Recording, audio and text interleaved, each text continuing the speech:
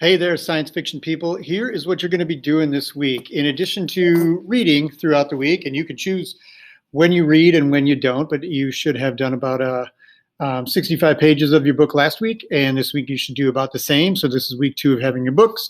I'll be contacting you with some questions about that, or actually looking at your journals to see that you're doing that.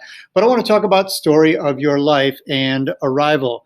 It doesn't matter to me which order you do this, but I do want you to read the short story, and I do want you to watch the movie. If you feel like watching the movie first will help you understand the short story, that's fine. It doesn't really matter to me which one you do. Although, if I'm being honest with you, which I usually am, I'm more interested in the short story because I know that I can make people watch the movie, and I know that the movie draws people in, and that people probably watch more movies than read stories and books. But the short story can be a little bit complex at times, so maybe watching that movie first is a good idea. You don't have to do that, okay? I would probably, in fact, what I'm having my classes do in person is we're reading about a third of it, and then they're going to go, well, actually about half of it. Then they're going to go and they're going to watch the movie while they're outside of class. And then when they come back, they will finish the story unless they finish it on their own. So however you want to do it is up to you, okay? But what I will say is, and at the end of this video, I will give you a little bit of information specific to the first 12 pages, or now let me think about that for a minute. So what is in the assignment? Okay, you've got part 1 is for the short story. So don't try to do part 1 unless you've read the short story yet. Part 2 is specific to the film, but it also may ask you to be kind of informed about both of them. I guess when I think about it, it could go either way. All right, so what I'm asking you to do is if you were making a movie of this short story, which obviously if you've watched the movie already, you don't have to forget what you've learned, but you need to think about maybe things that were in the story that were not in the movie. The story is very intimate to the main character and her experience of what she went through with her family and with the events outside of the world here. And the movie is a little bit more about, she's kind of our guide to it, but it's more about like everybody's response to the events of what happens in the sky and that kind of stuff. So if you were making a movie of the short story before the movie existed, what are the 3 most important scenes that you include? And I've got 3 places for you to explain these here. I'm looking at your writing, but I'm also looking at your content as like, don't just tell me an important part, but tell me why. Explain implies to tell me why you would do that. Number 2, explain how the heptapods and Louise perceive time, how they think, in other words.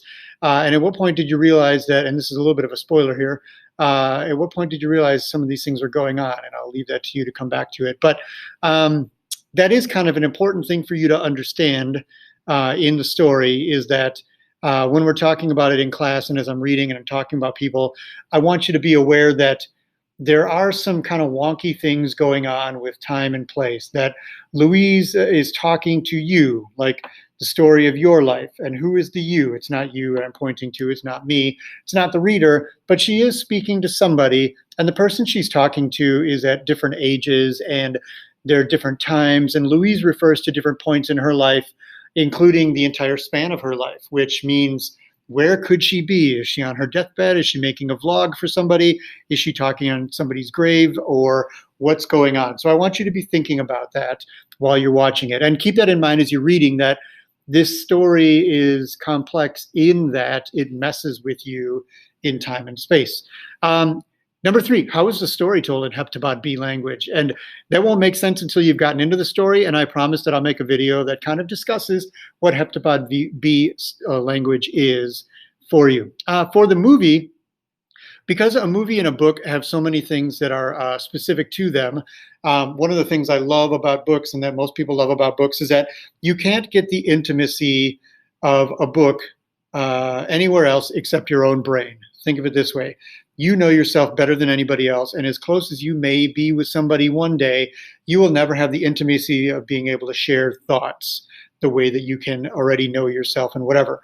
The only way that that's somewhat true is if you read a book and you get into somebody's head and you understand these characters. Even that being said, that's not as intimate as being in your own head. But the thing about a movie is that there are all these other things. Like in a book, you get words interpreted into your brain, you get into somebody's head, the emotional truth.